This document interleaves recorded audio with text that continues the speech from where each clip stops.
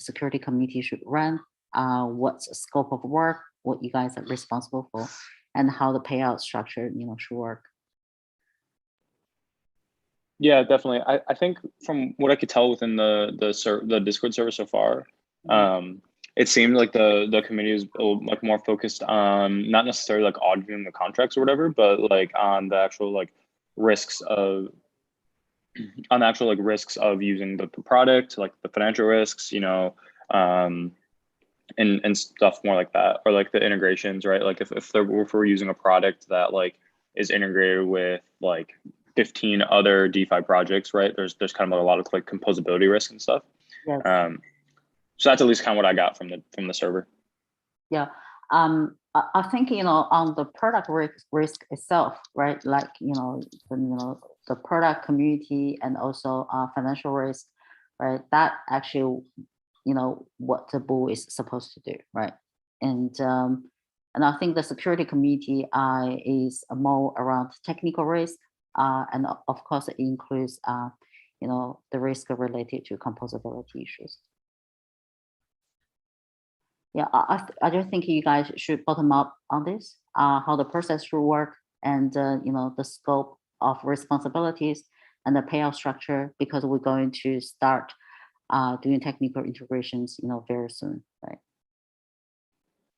Got it. Yeah.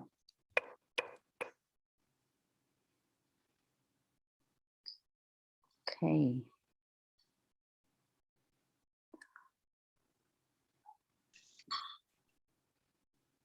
Hi, Sid. Hi, Cody. Hey, guys. Hi, Ronnie. Hey, nice to see you. Yep. Hello, Shuyao. Hey, guys. Hey. Hi, Jason. Hey guys. Thanks. Yeah. Okay. So it's interesting results coming out of election. There any comments?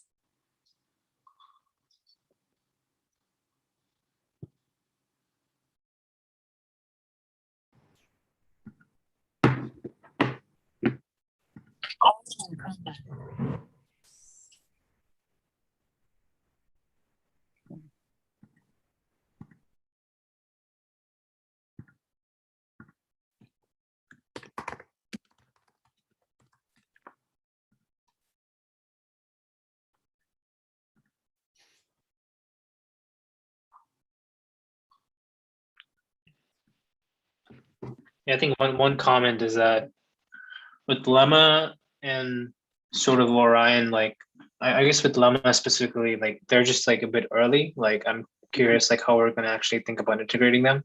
Like they're a bit earlier in the process of actually launching a product to mainnet, so it's going to be a little bit difficult to actually get something out and working with them.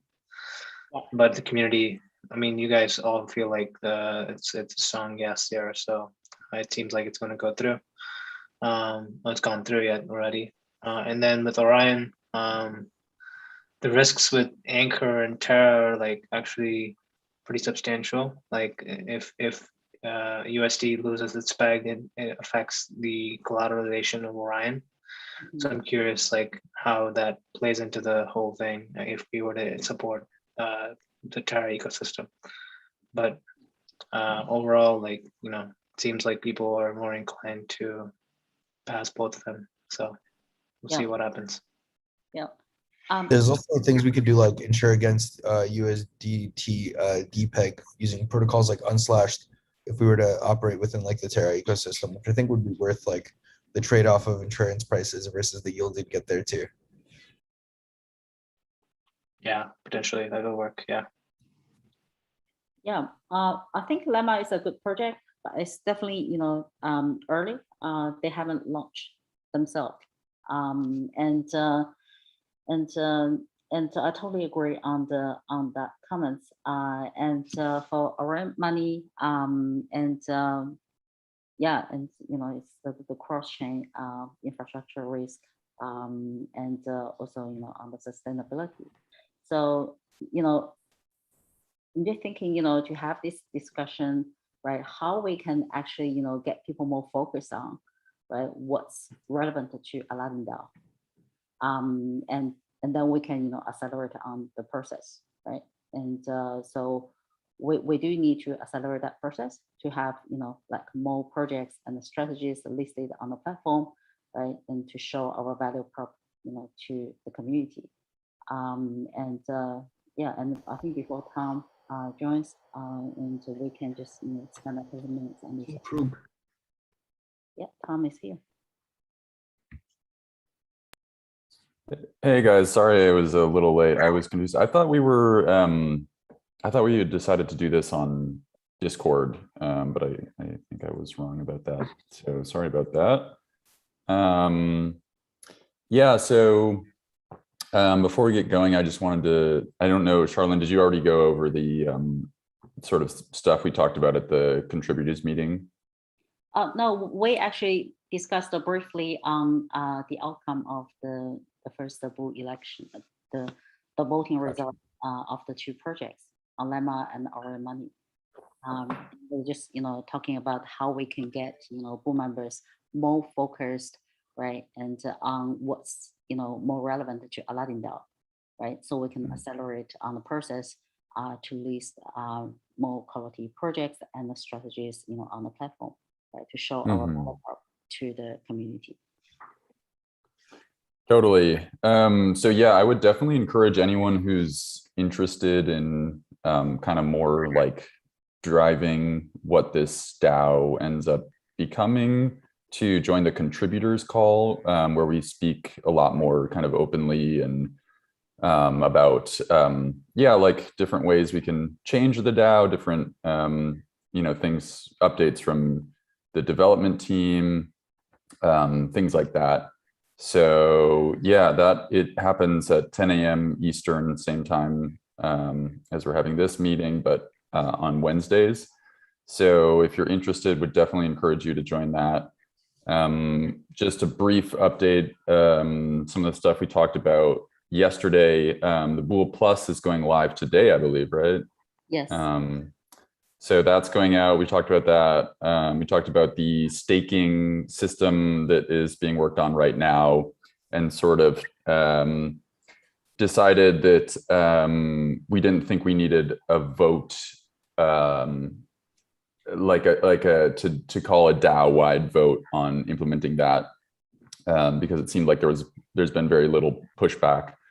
So that is currently being worked on by the devs, but we want to push out info about exactly what that is over Discord and Twitter. We had a conversation around ways we could kind of further productize the Boule and these research meetings that we're having. I think, yeah, the consensus was that everyone sees a huge amount of value in all the research being done. At this point in the DAO, it feels like a good move to just continue to keep these meetings really open to anyone who wants to watch. But kind of we're starting to think through ways of turning these meetings into like a product or to like a value capture for the DAO. So yeah, those were kind of the main points. But I think it would be good to maybe keep this research meeting more tightly focused on discussing a few particular projects, and then for discussions relating to the future of the DAO and different changes we could make to different parts of it, that we would kind of do that in the contributor meeting. So yeah, with that, I think we can start discussing these specific projects. So I'm not sure if who wants to go first here, but yeah, take it away. Sure. Yeah, I'm happy to go first. Sorry, Tom. So sorry to cut you off, Lucas. So before we go ahead to the project today, do we want to just spend a couple more minutes just to circle back on the voting results, right, on Lemma Finance and Our Money, right, and see if people have any comments, and also is there any objection to that, right? Because we do have a veto process if people don't agree to this, right? And we can call for the DAO to vote on that. And also, right, and you know, we do want people to actually, you know, give some comments how we can be more focused, right, and to accelerate on the process to, you know, get assets more relevant to AladdinDAO listed as soon as possible. That's a great idea, Sharlyn. Yeah, I'd love to hear just more feedback from everyone. Like, if anyone's willing to share, you know, why they voted yes or no on either of them.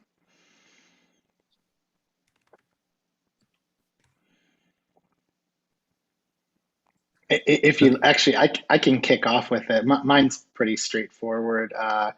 So I voted no on Lemma, not because I don't think it's a great opportunity. I just am always hesitant with something that is not more battle tested. So like ideally, I would personally like to see future protocols with, so like there's a fine line of like, I think it's great for us to list new farms because I think that brings excitement and activity to the platform. People seeing those like new farms maybe that they didn't see elsewhere. So that's the total upside to me on Lemma. I had only voted no because I just wanted to see it go live and be live for some time to I guess ensure that it's working properly. So that being said, I'm really keen to hear. Like, I think I clearly voted differently than most. There were more yeses there, so I am really keen to like learn from others on that. And then for those same reasons, that is why I voted yes on Orion, even though I do recognize. I think there's some systemic risk to the fact that it touches smart contracts on Terra. And I think I got over that with all of the audits, but at the end of the day, I'm guessing and assuming that others were maybe put off by that. So yeah, anyways, that's how I voted. Would love to hear from others.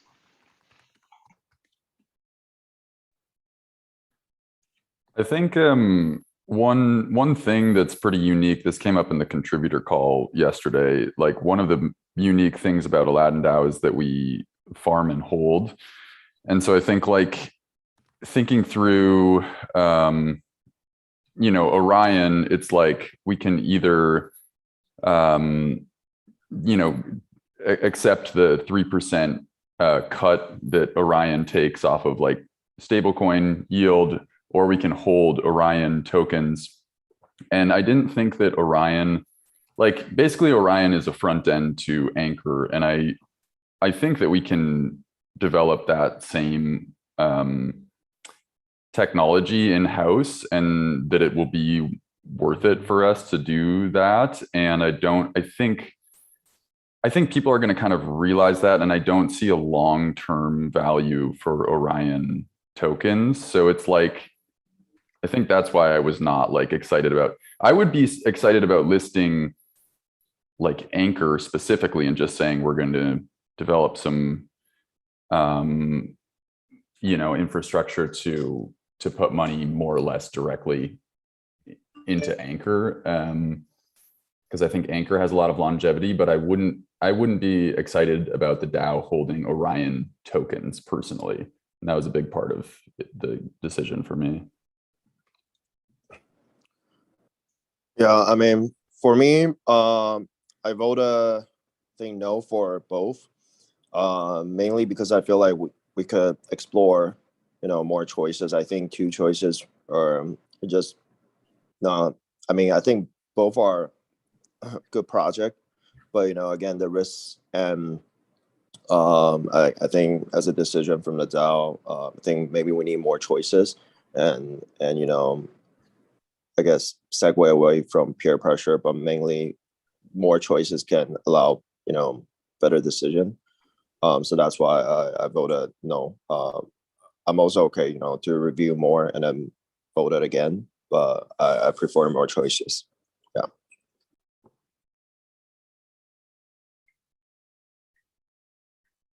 Anyone else? That this is super interesting so far. Really appreciate Yeah, just getting that I perspective.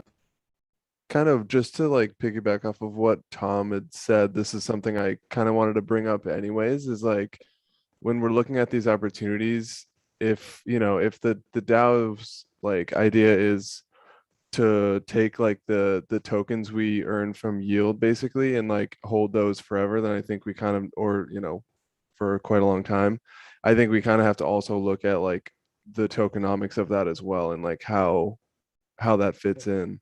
So like I don't know that we had really like touched on that in the presentations yet, but I think if that's the way it's going to work and that's a significant part of the yield, which maybe with Orion it's not a significant part, so maybe it's not as big of an issue, but I think it's just something we probably should like keep in mind when we're going through these opportunities, that if there's yield in the native token of what we integrate, like is that something that we actually want to have on sort of Aladdin's balance sheet for long term?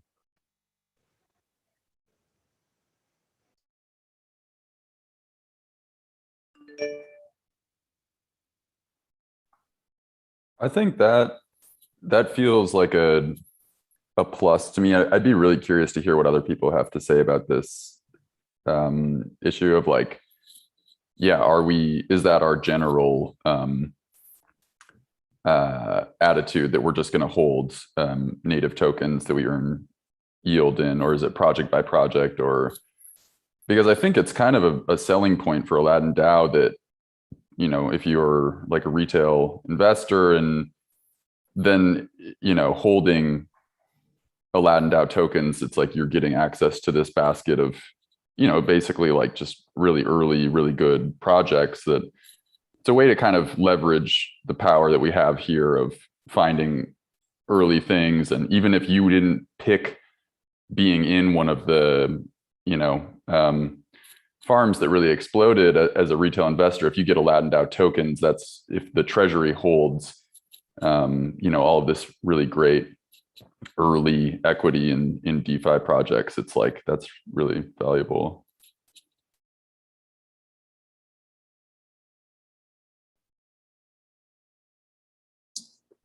Yeah, I'll quickly chime in. I like piggybacking off of that idea.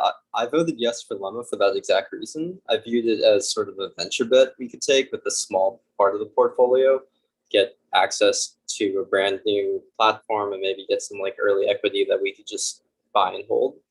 I voted yes for Orion because it just seemed safer, weirdly, and I thought that it would be good to just practice the practice of allocating and figuring out how many funds to put into something. So I guess I didn't vote yes so much for Orion as I just wanted to get something out the door.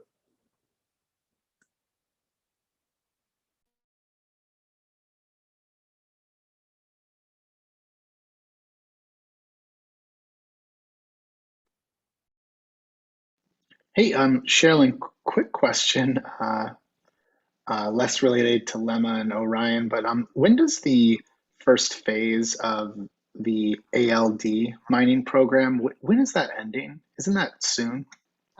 It already ended. It did just end. Okay, yeah. Just ended. Cool. 2 days Yeah. ago. I would just if anyone, as we're discussing all these ideas around other farms, including Orion and Lemma, please keep in mind we probably should also urgently apply some of these ideas for like separate discussions with the ALD token. So there's a few things that have already come up that I was hoping to discuss, but that'll be a separate call. So just want to say, don't forget about our own token. I think there's some tweaking to do there. Yes. So, I want to have this, discussion, but I don't want to keep it, too long for everybody. Because, I think every meeting, you just use everybody's precious time. And, also the voting process. So I think, it'd be great if people, like just, aligned on what we think, relevant to AladdinDAO as a whole, right? And so we can accelerate on the process, get quality farms and strategies listed on AladdinDAO. And I think, you know, we do have a unique positioning, right? Our strategy is long only. So we try to help DeFi users to get hold of, really top tier DeFi assets, pure mining, and help them to have, yield enhancement strategy on top of that. So I think basically we should just, integrate farms, right? So we want to hold for long term ourselves, right? What we think are the most valuable assets in DeFi, right? And some of them are, obvious already. And I think, a lot more are coming, right? 2.0, 3.0, and 4.0. So I think, AladdinDAO's value sits there. And that's what the community expect, from us.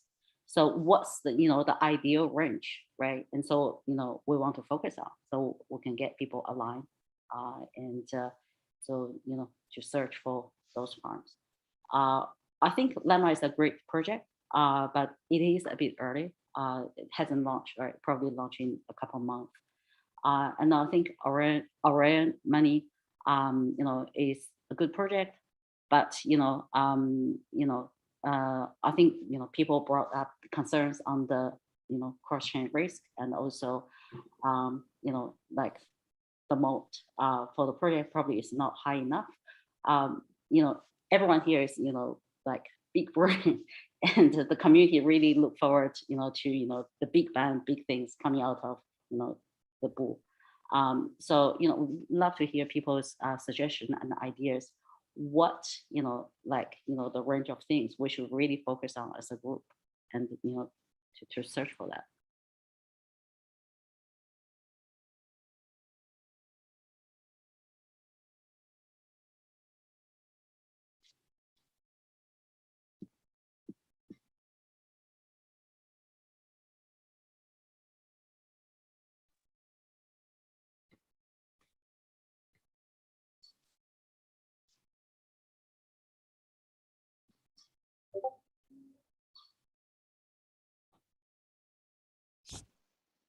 Any other feedback on Lemma or Orion, or just like the voting results? Otherwise, I guess we could move on to the presentations.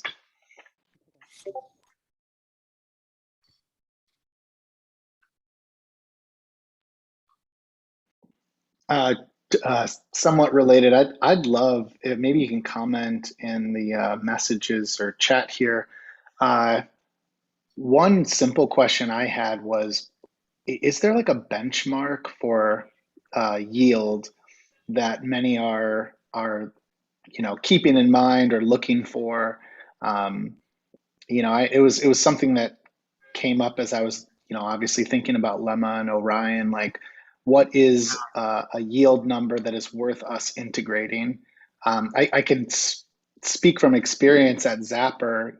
We were always trying to prioritize what to integrate next, and we were using a criteria for that and trying to be as objective as possible to like basically satisfy what does the greater DeFi community want and need. And obviously like yields would come into play and how many token holders, but yeah, I am really curious, like, is it like 10% APY APR? Are we looking for something at 20%? Are we satisfied if it's under 10%? Because maybe that could be less appealing to those that are coming to the Aladdin dashboard, despite our mission to provide long-term sustainable, better risk-adjusted yield. Yeah, I think it's going to be on an asset by asset basis. Like whatever sort of you have to put into a given farm it's going to vary quite a lot, I think. Like stables is probably a pretty easy thing to get a good benchmark around, just with like how big the curve pools and so many opportunities there. But if it's a more nascent asset that you're putting in, it could be quite hard to get a good benchmark. Yeah, and it's not only about the immediate APY we see when we farm, right? It's about the assets we want to farm and hold, right? And that continue to grow in value over time. Yeah, but it's a good point. I think something we should probably think about, and maybe like, I don't know, at least have some kind of loose framework that we evaluate things with, or I mean, let everyone have their own sort of framework, but definitely different ways to do it. Yeah, it comes from a place of my experience has just been that most people, despite having some like obviously really smart people in our community, people are just short on time and they're short on attention span. So Totally. obviously the goal here is for us to help save them that time. And but I mean, we'll find out. We'll find out if we get feedback like, why are these farms up? They're earning 5%. I don't care if it's in a token that you think can appreciate a lot. Like, I want to earn that much more. Or we'll notice it just because there's less folks depositing into certain pools. So, which I guess begs the question of like, how much faster can we move to integrate as many pools as possible so that we can start to better understand what the community wants, from us. Mhm. Yep.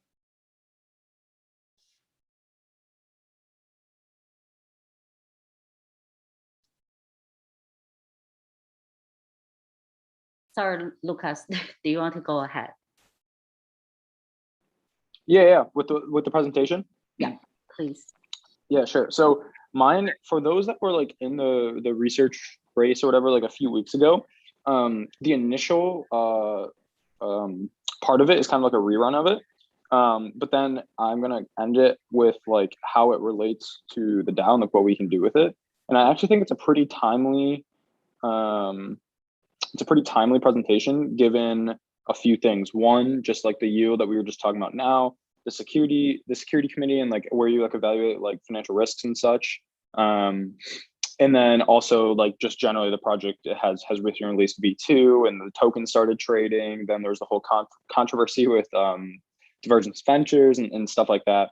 But yeah, so for those that weren't on the race a few weeks ago, Ribbon is or haven't really been keeping up on Twitter, I guess. Ribbon is essentially, automated option vaults. So you're selling risk, but in return, you're getting sustainable yield. And the sustainable yield is kind of like the part that I'd like to focus on a decent amount here, because like, especially when we consider like talking about, being like longer term oriented in a lot of these projects, right? Like a few of the projects from last week, I think even people on the call here kind of mentioned, I wouldn't be okay with holding this token for the long term, right? And like even maybe we don't even want to farm the token, or provide assets to the protocol for the longer term, right? Maybe it's only a few month play, because like the liquidity mining incentives will die down, or yields will get compressed or something like that, right? With like automated option vaults and Ribbon and stuff, that's not really a thing that's going to happen, right? Because you're always taking risk, kind of when you're selling the calls or the puts. And that's kind of captured on the screen, right? Like the pools are great, but they're not here for the long term. Where when you're actually selling risk on assets, you are, right? So they sell out of the money options, like 0.1 deltas on both sides, across Euro and USDC. So there's an additional yield on that, ETH and wrapped Bitcoin, for right now. Although they will be expanding to many other vaults, and many other assets. So they kind of have two versions right now. Ribbon V1 was sold directly to market makers via AirSwap and O tokens leveraging Open. I think Ribbon is like 99+% of Open's TVL. And currently they have like 150 million or 140 million that they're like selling weekly in open interest. V2 features two main things. One, algorithmic strike selection. So in V1, the team, the Ribbon team, would be selecting strikes by just kind of like looking at what the strike was on Durabit and then matching it and selling to the market makers. But now this is completely determined on chain, using spot from chain like Oracle's, and then they kind of like guess the strike price down until it equals the delta that they're looking for. And so far over the past few weeks that V2 vaults have been running live. the deltas are almost, or the strike prices at the delta are pretty much exactly the same as what they would have been by just going off a Durbit. And the second one is open auctions. So prior, they'd be selling directly their O tokens through AirSwap, but now anyone can participate in them by participating in the Gnosis auction, which happens every Friday morning, which means it's open up to the entire DeFi ecosystem. So anyone that wants to purchase these out of the money options can. The market makers bid on Gnosis, but then also it opens up a way to kind of like integrate with like meta vaults or just integrating other DeFi projects into it where they automatically buy these out of the money options or do something else like that. You can also hedge your exposure, obviously, through purchasing on these auctions.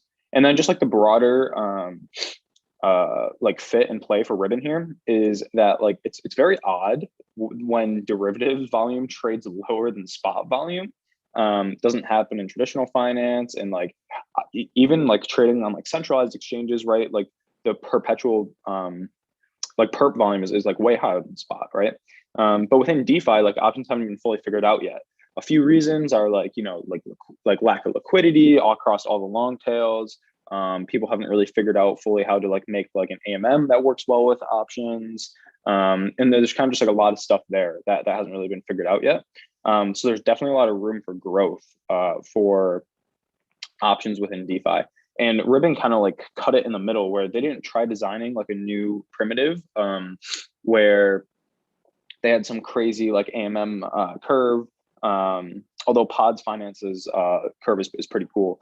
They just kind of cut it in the middle where they're like, we're going to leverage DeFi primitives being O tokens and Gnosis, and we're going to just sell these options pretty much similar to like how they'd be sold in traditional finance, but just using like DeFi contracts, which is pretty cool. If you look at Ribbon versus Durbit, actually each week Ribbon makes up like a decent chunk of Durbit's open interest if you kind of price it out. It kind of depends on the strikes that week, if it's like the first or second week options, right? Like obviously like the monthlies that are expiring in 2 weeks now are going to have higher open interest on Durbit than Ribbon. But it's pretty cool to see that like consistently, if you like priced it out across like monthlies and like added up the open interest from Ribbon each week, and then the open interest from Durbit across those weeks, Ribbon is like somewhere between 3 to 5, or like some months it's even like 10% of what Durbit sells, which is pretty cool. So where does like Aladdin and Ribbon kind of come together? So one, Ribbon will be like adding other assets shortly here. So like for assets that like Aladdin has farmed, right? And we don't necessarily want to dump, but we kind of put them into more of like a longer term holding basket. It would be nice to be able to get some yield on them, right? And we can always go to like some like lending and borrowing markets, but the yield might not be as high or something like that, right? So instead, if it's supported through Ribbon, we can sell covered calls or puts on them to earn additional yield that week. Now we will be putting on additional risk there. But if we're kind of like okay with that works well. We can also use Ribbon to kind of hedge some of the assets that we have, which would be nice as well. And then there'll also be liquidity mining in the vaults eventually, right? So if we have capital deployed across calls and put vaults, we could farm Ribbon with that. And yeah, just like I have on the bottom here, need to consider the financial risk. We're not just like purely farming for token emission. There is actual like downside if like we get called on the vaults. So that's the quick presentation that I had there. I think a few people were kind of interested in Ribbon or had some questions about it within the Discord. So anyone that has any questions, feel free.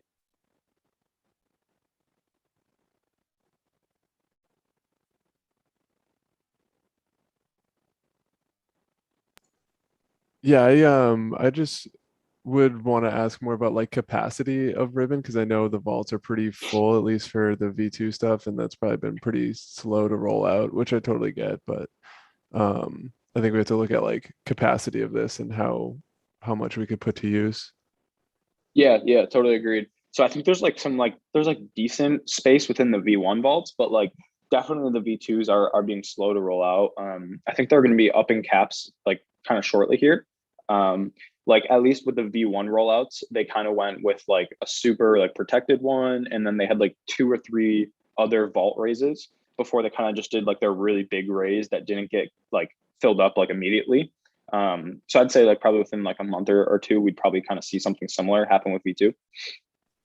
Cool. But yeah, great point.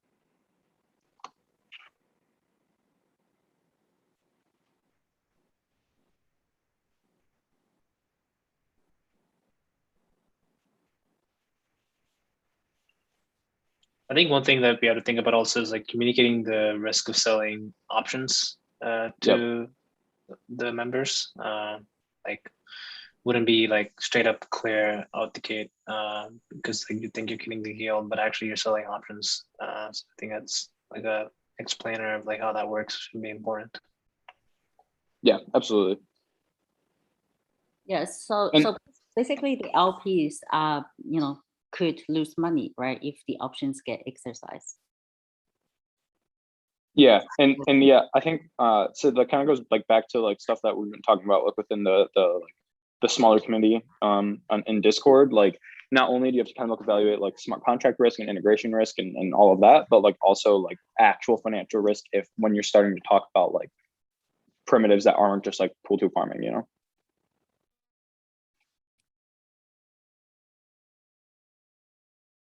Why Open cannot do this themselves? Yeah, so Open's actually kind of working on developing option strategies as well. I think they could have done this themselves, but they were more focused on building the actual like Gamma protocol, which is the framework for the actual O tokens, rather than building like strategies and stuff on it. So they built out the protocol to facilitate the buying and selling of O tokens, and then they obviously built out like their initial marketplace where people can just straight up buy and sell calls and puts, but there's not really that much liquidity on it, right? What Ribbon really did was kind of solve the problem by reaching out to market makers and getting them to like sign contracts to actually purchase these options each week, which kind of bootstrapped the liquidity, allowed money to come and flow through it. And now that they're kind of moving into the more algorithmic side, and the market makers are still there, but it also kind of onboarded a lot of other people that would, ideally eventually be purchasing these as well. So I think it was just kind of like a difference in like their approach, maybe. Although I do see Open probably rolling out like strategies in the future for sure.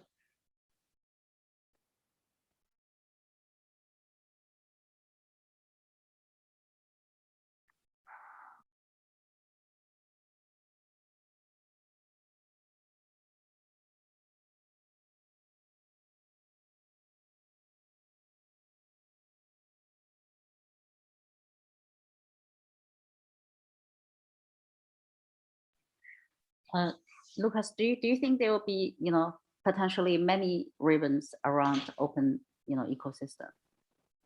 So we already saw like StakeDAO release like a covered call strat, which is obviously extremely similar to like what Ribbon has, and they're also working with other market makers, right? So they're kind of like mirroring exactly like what Ribbon had. I think it was really more so of a first to market play actually, because you just want to grab the interest of everybody that's going to be purchasing them, right? So Ribbon's been doing with their market makers for a while, and they're kind of like the known name for if you want to do strategies like this. Like I really don't think that many people are going to stake DAO for it comparatively to Ribbon. So as long as you like grab enough people and get enough interest within the market makers and like larger maybe like funds and stuff like that are specifically like DeFi native to purchasing these calls and puts each week, then I think Ribbon will probably win out. But I do see that there'll be like other strategies and stuff and people other people doing it.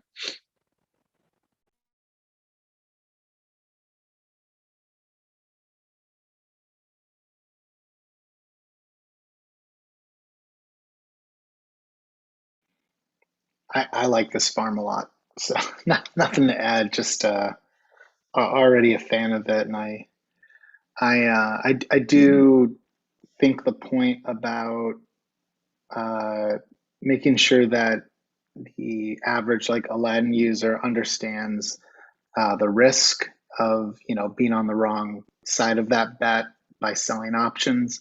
I've seen that before with Hedgic and Ribbon. Like, people clearly don't understand what's going on under the hood. They're just, they're prone to like toss money into it. But again, I mean, at the end of the day, we're putting together like a dashboard of compelling farms, and I don't think it's a reason not to list it. I think you give them the information that's there, and at the end of the day, like, it's up to them whether or not they want to participate. But yeah, this is definitely, I think, an undervalued protocol long term. And yeah, great presentation. I'm a fan. Just a quick question: does the current vaults, do they emit the RBN token, or is it just the native yield? Yeah, it's just a native yield. They don't emit Ribbon, but it's been teased as going to happen in the future. Okay.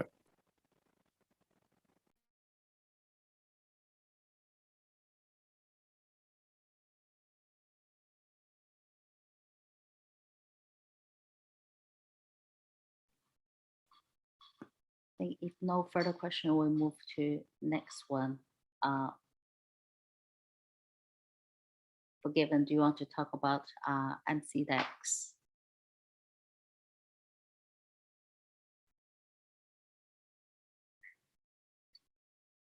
Okay, it's my turn. Can you guys hear me? Yes. Okay, let me do the share screens. Just one. Okay, share. Okay. Oh, okay. And those guys. This is the deck. Okay. All right, guys. Thanks for the opportunity. So I'm going to present kind of the perpetual, one of the players in the perpetual like track. So Mcdex is, definitely a lot of attention is joining to DYDX. Well, like, there are other alternatives. Mcdex is one of them. Like, DYDX is kind of definitely one of the important players in the perpetuals, but unfortunately, kind of farmers won't be able to really jump in, given that you have to be a trader, right? You kind of hedge out, and then you can calculate like how much you can get from the pool. But like for Mcdex, there's a way for ordinary people to participate, and that's why I kind of chose it. Okay, so let's get into the Mcdex. So Mcdex, there's this is a kind of I get the deck from them, so they have some like points about like why they're good. So like capital efficiency, this is something, when I look at it, this is something they do kind of did a good job. Like, if you look at their, I'll show the liquidity later on, so you will see if it's kind of close to the current spot price, the liquidity is pretty good. And then they say it's kind of a permissionless perpetual. Well, like, because the time is short, so I didn't see much value from this permissionless. I see some like pools kind of created, but not really use it, and the liquidity is kind of bad. Highly composable, because they use a LP pool, so like kind of people, ordinary farmers deposit money into the pool to become the counterparty of all the traders. So the LP pool, they have three main pools, so like stable coins, Bitcoins, and Ethereum. So that can be kind of a component of other top level DeFi protocols. So that's why they say they're composable. Okay. So like their key point arguments is they improve the capital efficiency. So there's a kind of a comparison here about like the same TVLs of the LP pool, the AMM pool there, like how much they compare to Uniswap with 3, how much liquidity they have. And also they have a kind of oracle to adjust it, the spot price automatically. So the liquidity is always concentrates around the spot price. So today I'm not going to talk too much about the kind of the trader side, because I'm going to focus on like the pros and cons being an LPs. So being the LPs, generally you can have you can deposit like stable coins. So that give you pools that you can create perpetuals based on the stable coins. You can have multiple like trading contracts. Right now they have like Bitcoin, Ethereum, and BNB because they launched on BSC after the launch on Arbitrum's not that successful. Okay, so for one pool you can have like multiple perpetual contracts, and also they have that inverse pool, which you can have Bitcoins and Ethereum deposit. You have that inverse perpetuals as well. Okay, so for being an LPs, for the pros, where you can gather your profits is you get a funding payment. So basically, if the net position after all the traders is long, and then the AMM position is kind of short. So basically, the long guys will pay a funding fee to the AMM guys, the LP guys, right? And the trading fee. So every time you trade, you incur fee, and part of the fee go to the LP pools. And if some position got liquidated, the penalties goes to the LPs as well. So then also like the LP make monies when if the market goes the direction where the AMM takes. Well, that definitely hurts when it goes the other way around. Okay, so that's kind of the risk. So firstly, it's basically okay for the money you deposit as LP itself has asset volatility, and also for the net positions that all the traders take, the AMM is the counterparty.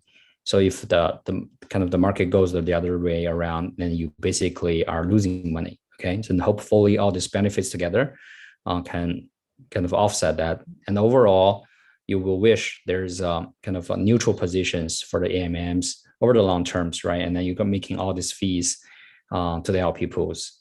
Okay, so this is a kind of a liquidity pool. You deposit USDC. You hope there will be Bitcoin, Ethereum, maybe DOT, and Tesla in the future. Right now, their realizations is Bitcoin, Ethereum, BNB, and BSCs. The bootstrap on the BSC is quite successful so far. So here's a kind of comparison across other like perpetuals. So DVIDX, Orderbook, they're kind of virtual AMA, and they have like this kind of permission list and other guys, but this permission list doesn't really seem too much value to me at this point. And also like their kind of their liquidity is quite optimized. Yep. Yeah. So basically, when I kind of cross compare the liquidities, Mcdex is at the same level where DYDX is offering, but future swap and perpetual is definitely not as good as Mcdex. So the liquidity is probably the key things that will attract the institutional kind of traders go to the perpetuals, which eventually bootstrap the liquidity up, right? So that's why I think Mcdex is probably a strong competitor to DYDX, and adopting another totally different way of virtual AMMs where they allow like ordinary farmers to participate. Okay, there are some statistics like they launched since September 7th. So they first launched on Arbitrum, but the asset on Arbitrum is not enough for them to bootstrap. So the Arbitrum bootstrap is not very successful. So the trade there is not very active. So basically LP is not making much money there. And I checked the data because basically the trade is not live. It's not very, there are not many participants, but later they figured that the Arbitrum, although they waited for a very long time for the Arbitrum launch, but it seems the Arbitrum launch doesn't give them enough help in terms of the asset side. So they switched to BSC quickly and do the kind of this trading farms that people trade and they can like win their tokens called MCB, but that actually benefits the LPs eventually, given all the trading fees incurred will go to the LPs. Okay, now their TVLs reach about like $200 million, sorry, $200 million.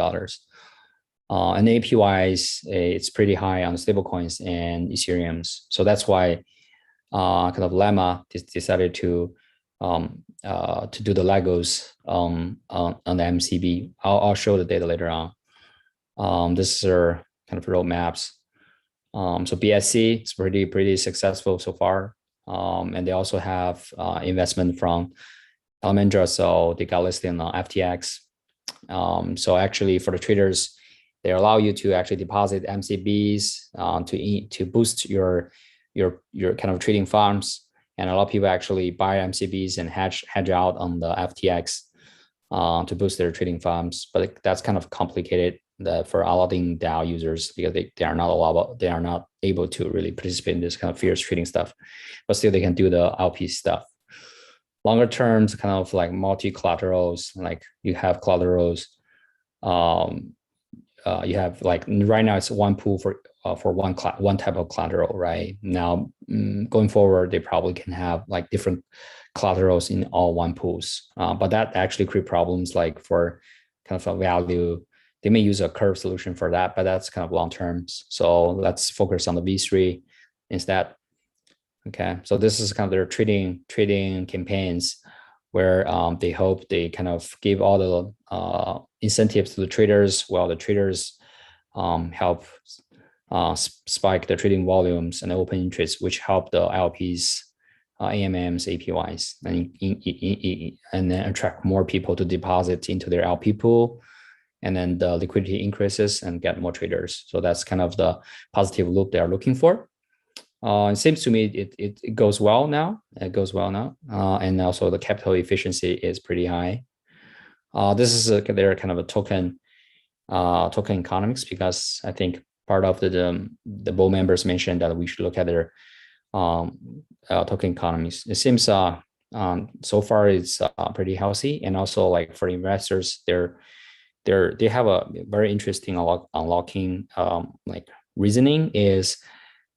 If their vault have $1, they will be able to release one MCB. So that means they are not going to release their MCB tokens to investors until they have accumulate enough values in their kind of reserves, like for future development. So that's kind of okay. So if I'm not generating values from the services I provided to the market, I'm not releasing tokens to investors, so that won't create too much like dumping pressures and token sell. So this kind of unlocking mechanism seems that's pretty good to the token price. And the token prices continues kind of goes high after they release their protocols on Arbitrum and BSC.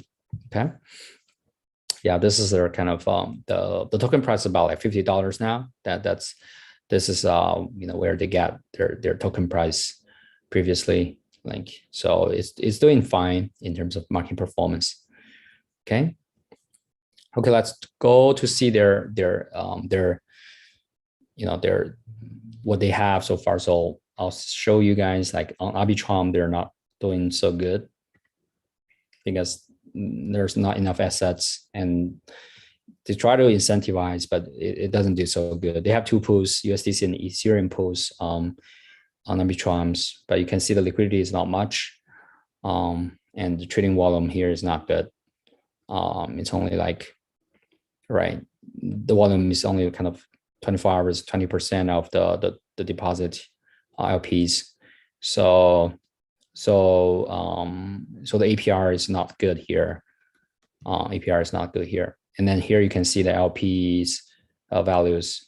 It's kind of volatile given the AMM positions the LP is taking, but long term seems it's going up. It's like starting from their starting point, it's gradually going up if you have a regression here. Okay, but the time is too short to really demonstrate this point though. And then they figure this is not very successful, so they switch to BSC.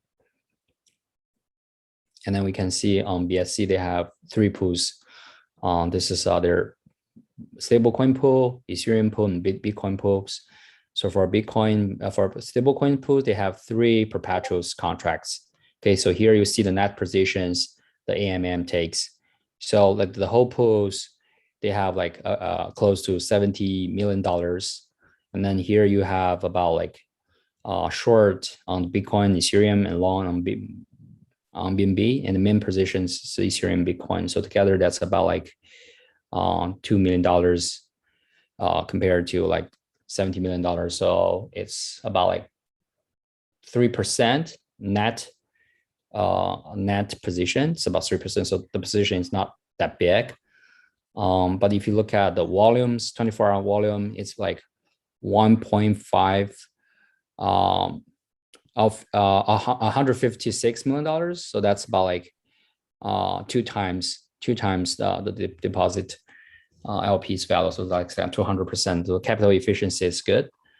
Well, if you look at the net asset values here, the LP pools, it's definitely kind of have a drawbacks recently. It's about like 0.7%. If you look at the high here is 1.20.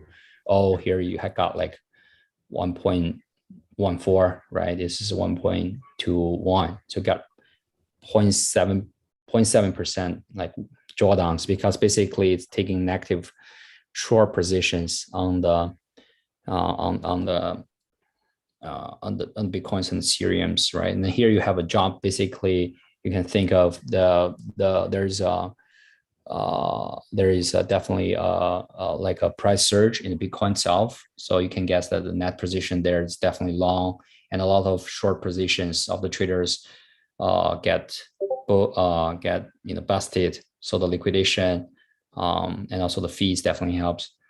So when we look at the farms, okay, we look at farms.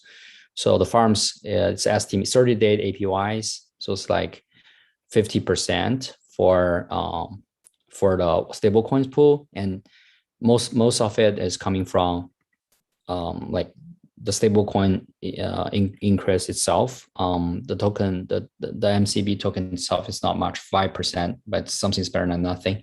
Well, if you look at like if it's when it's reaching 1.2, 1.02, it's even higher. It's like 150 something. But you have like this drawdowns along the trip, okay? And if you look at like Ethereum pools, 25% from the trading itself. So when we look at this pool, this is inverse perpetuals. So you have like 2,100 Ethereums. You have about like, let me see how much liquidity here on it. Okay, so working on that. Oh, sorry.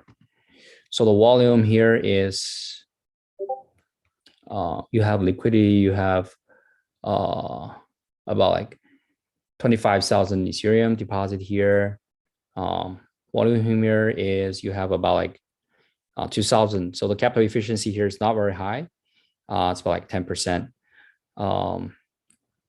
But given this kind of inverse, so most people are not used to inverse, right? So if you look at net asset values here, it got a little bit down here given the AMM is taking negative, but overall this is like a 200 Ethereum net position. So this compared to the total liquidity, which is 25,000 Ethereum, this is basically nothing for the net position, right? So so you can think the risk is very, very low.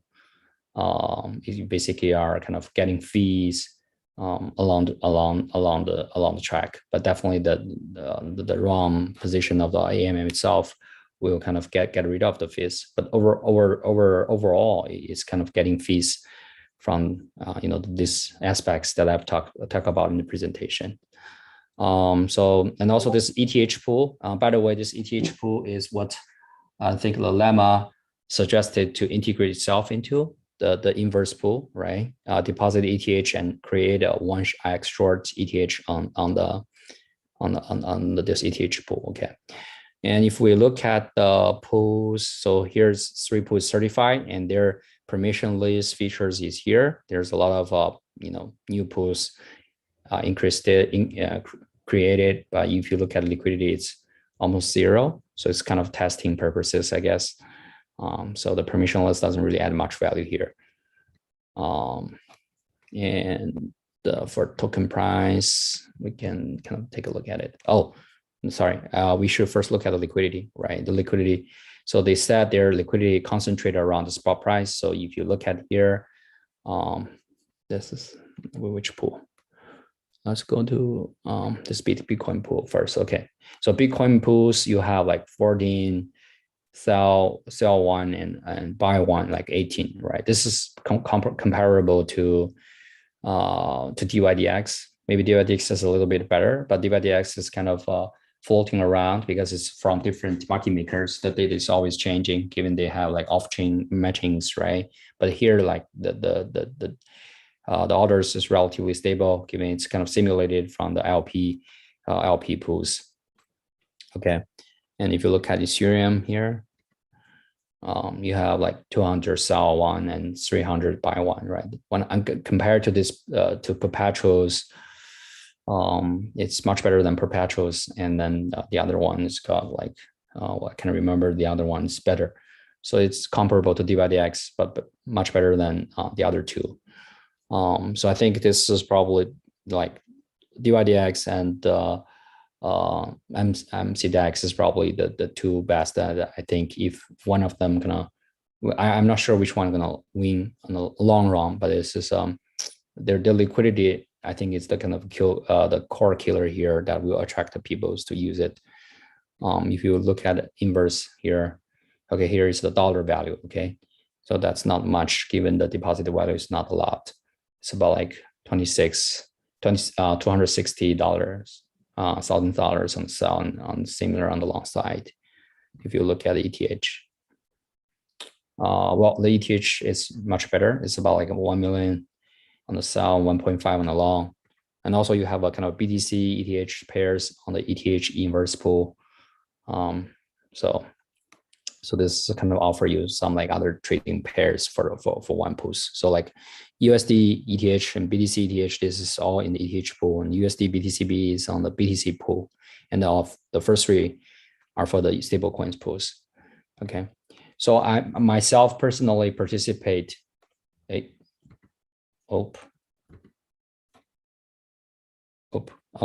so I personally myself participate in the stablecoin farms.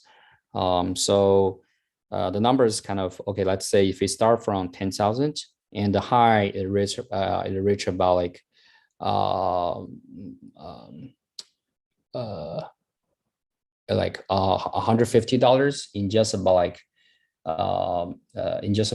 3 or 4 days, and went down to like $100 recently, given the drawdowns.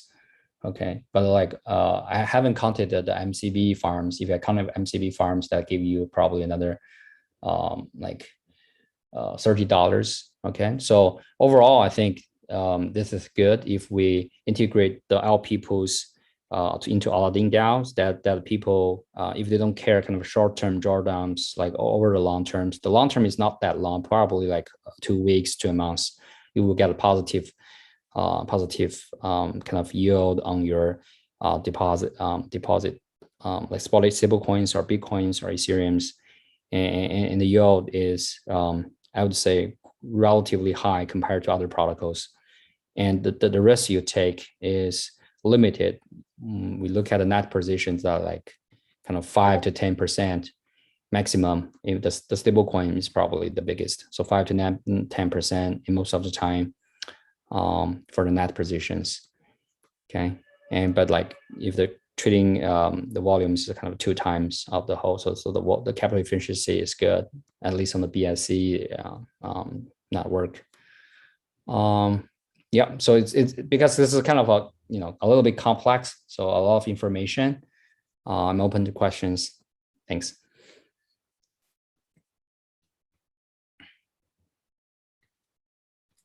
Yeah, I guess I think it's a pretty good option. I think everyone is wondering whether or not the developers can do a EVM compatible chain, but also the AMM design, is there a position size limit based on the liquidity? Of course. So more people deposit, that means like more liquidity around, so the protocol is kind of a complicated. I'm not going to show the mathematical formula here. If you're interested, you can definitely go to their website. But here, like the concentrated liquidity here is definitely a simulation from the volume of the asset that deposited in the LP pools. So here is the BTC BUSD. If we switch to arbitrams, we can see definitely this number is much smaller.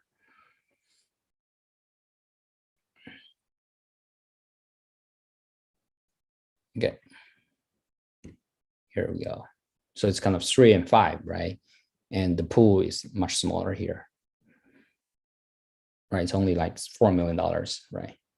Over there, you have $70 million.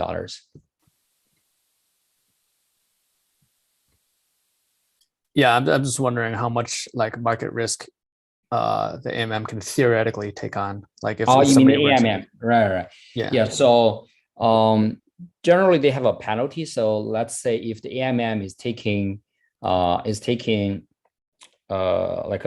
a position, the net position is becoming bigger and bigger, the price itself here will becoming a lot more worse than the spot price. So that means that this kind of a concentrated liquidity will deviate from the spot price. Let's say if the AMM is taking like short right now, right? Then you will encourage people to take more long positions to offset, take more short position to offset the AMM short. Okay, so people, so AMM is short, right? And then more people to offset the AMM short, and then the price. So on the other side will be better. So that's kind of one thing they will want to encourage people to kind of to offset this as the AMM is becoming bigger.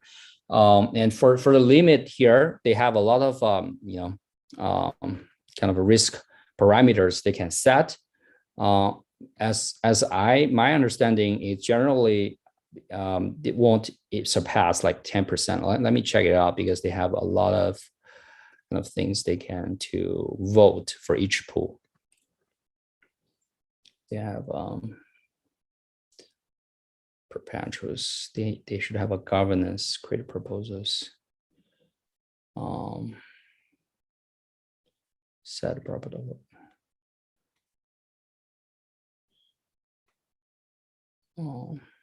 Modify. Here we go.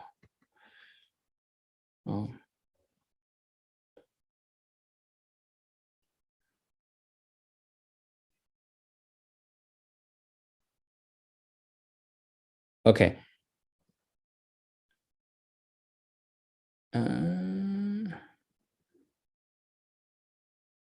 Okay.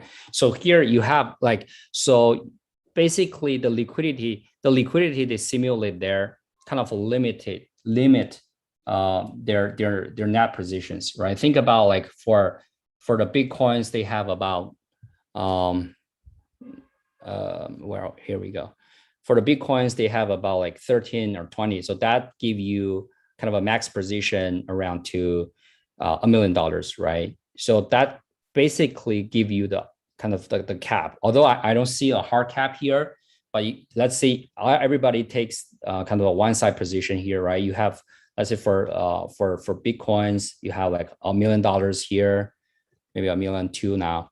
And here Ethereum's, you have another like close to $1 million. So that's kind of $2 million compared to the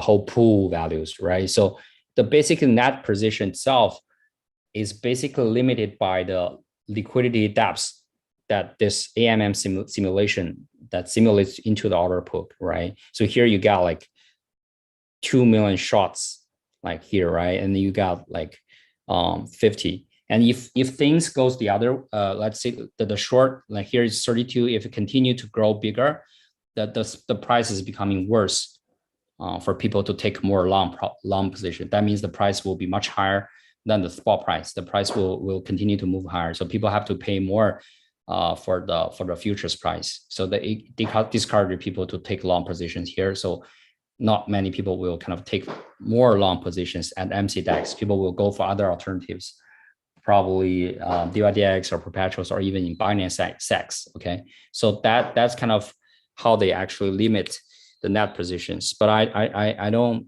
feel like they have a kind of a hard cap on this, but definitely I will go ask the team to see if they have a kind of a hard cap on the net position itself.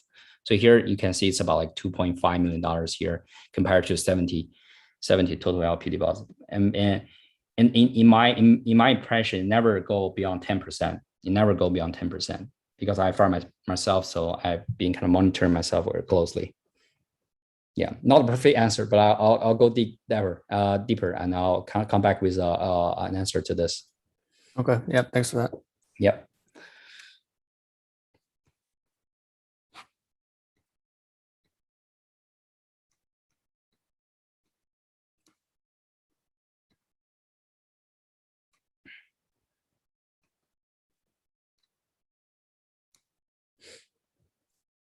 Any more questions? I might have missed this, but why Mcdex versus FutureSwap? I know FutureSwap just came out with their beta, and I think people who are interested in Mcdex also are interested in FutureSwap. Yep, actually they are pretty similar. Let's say if we look at, let's say if we look at the comparison here, okay, it's actually pretty close. So I think the key, and that said, permissionless doesn't really matters much. So here, what I think the key things is to kind of say who actually offers better liquidity, right? So when I actually compare the liquidity of FutureSwap to Mcdex, I didn't see. Let's see. Let me Google it right now. We can look at their. Oops. FutureSwap. Start trading.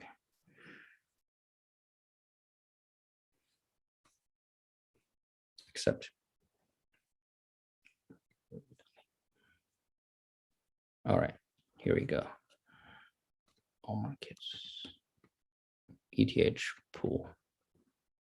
ETH pool. ETH USD. Yeah, I think this beta is brand new, so the liquidity is probably much lower than what it will be. That's yeah.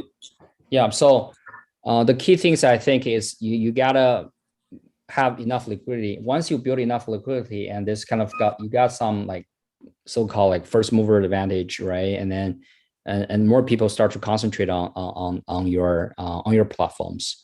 So that's FutureSwap.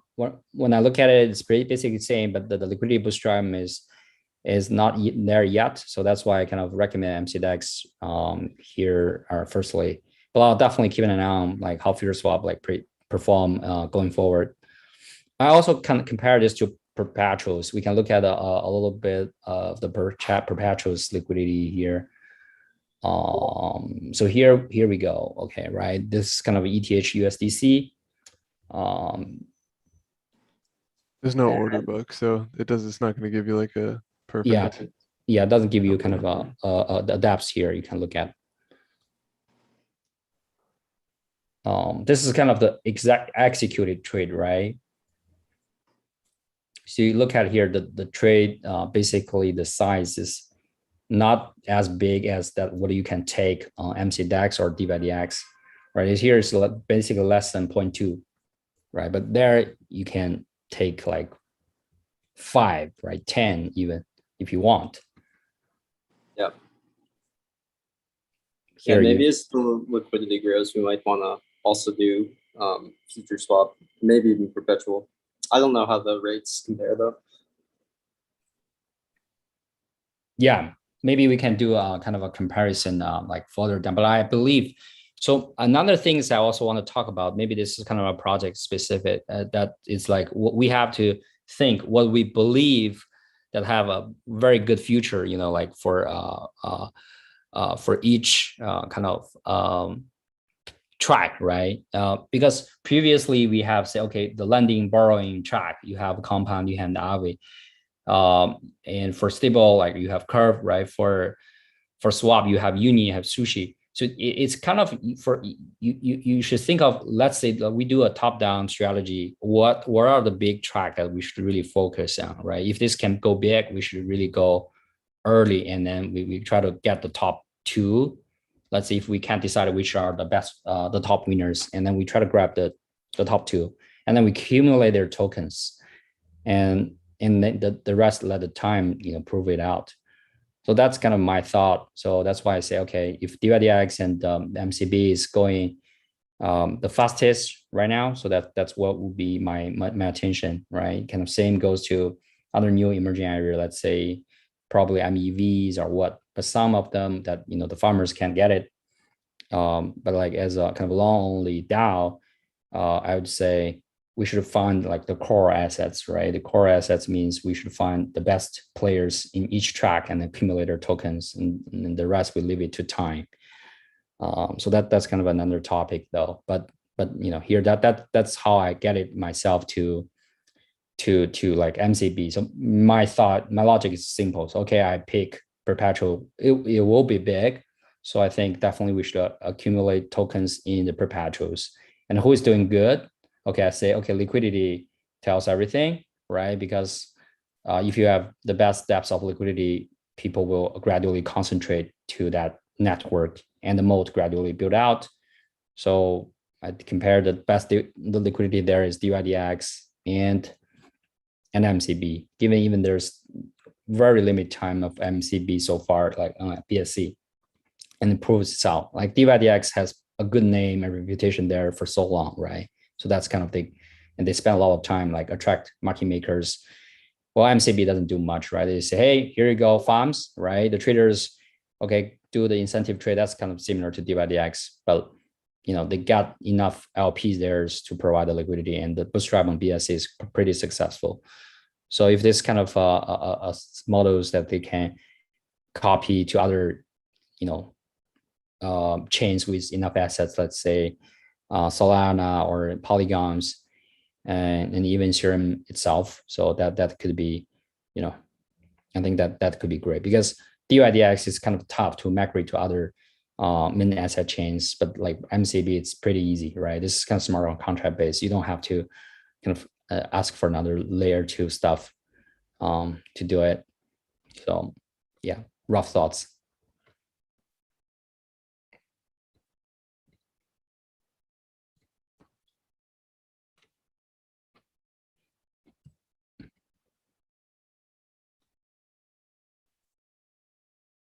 Okay. Any other things? Well, the bad things is that can't accumulate enough tokens of the perpetuals through like LP farms, but because most of the farm I believe goes to the traders. Yeah, so that's kind of the bad side. You only kind of accumulate on the principles as the principles compound on those fees. So I think MCB's proposal here is say, okay, can I do good enough without like my tokens incentives? If I don't have token incentives here and itself can continually to do positive loops, that prove the protocol is really great, right? So that's their goal.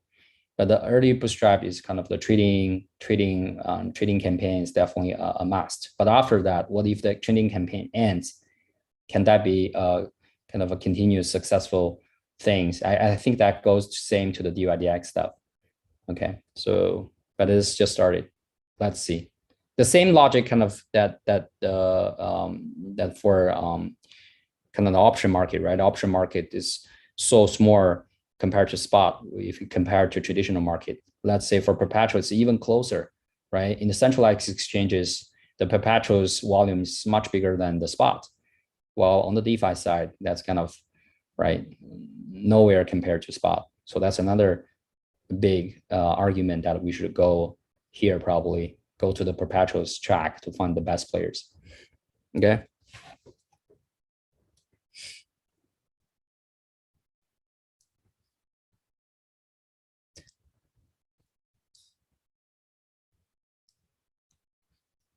Any more questions, guys? Sorry, I don't have enough stats to kind of prove my points because this is really early days. Yeah, I think the question asked in the chat channel, just how we interpret them, because we are on mainnet and they are on their tools. Okay. Yeah. All right. Yeah, I think. Okay, I think Sharlyn, that's your problem, right? You need to find the right dev teams. Maybe we hire them using Aladdin tokens. Yeah, I think Aladdin should go multi-chains, right?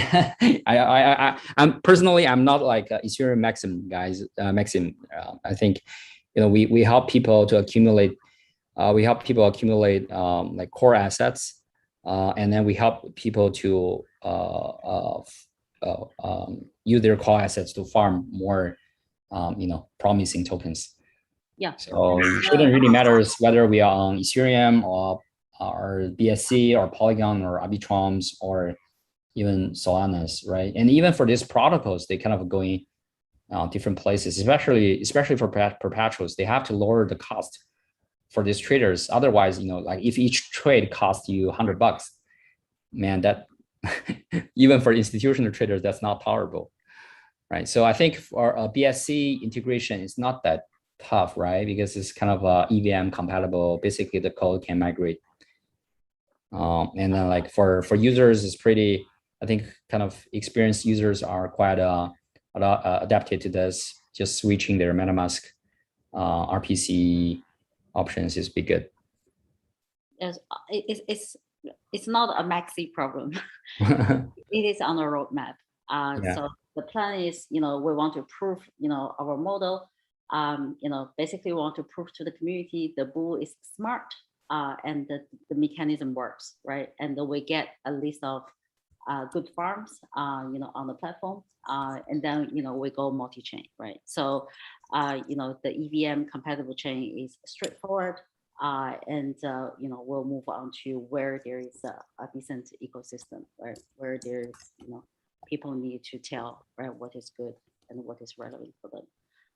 Yeah. So, but for now, right, I think that's difficult to integrate right now. But this could happen, very soon. Sure. Yeah, no problem. Okay. Yeah. I think. Yeah. That's I mean, I'm all good. Like we kind of hold the vote on MCBs, and let's see either they move to Ethereum or we expand to BSC. But I mean, we can also continue to monitor the stuff. Okay. Yeah. Okay. Thanks. So thank you for that. So I think that the voting process will happen on Monday and run for 3 days. And we're launching Boule Plus later today. And so the broader community can, be involved and vote along with, the Boule. And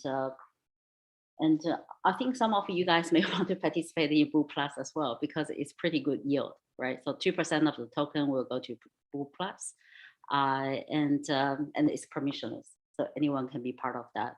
So from next week, we're going to, after every research meeting, so we're going to have Boule Plus vote first as the sentiment indicator for the community, followed by Boule's voting for 3 days. Right, but only Boule's voting will be used for this listing decision calculation, and Boule Plus will just participate and learn, vote, and earn, and potentially be the future talent for Boule Council.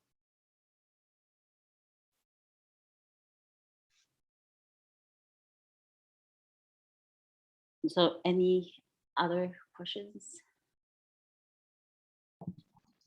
Hey, Sharlyn, what time or day again is the Boule Plus Council meetings?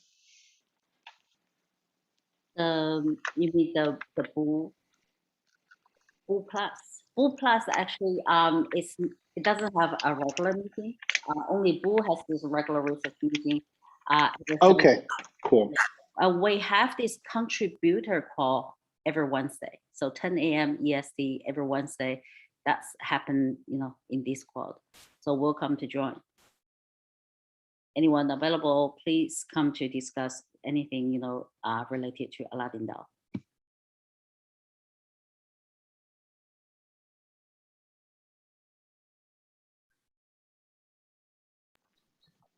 Awesome, thanks, Sharlyn. This was great, and yeah, I'll definitely look to join that. Great. Okay, I think if there's no further question, we just, wrap up for today's call. And thank you everyone for your time. Awesome. Thanks so much. Thanks, everyone. Awesome. Thanks, guys. Thank you. Thank guys. you. Thanks for the time. Thanks. Bye. Goodbye.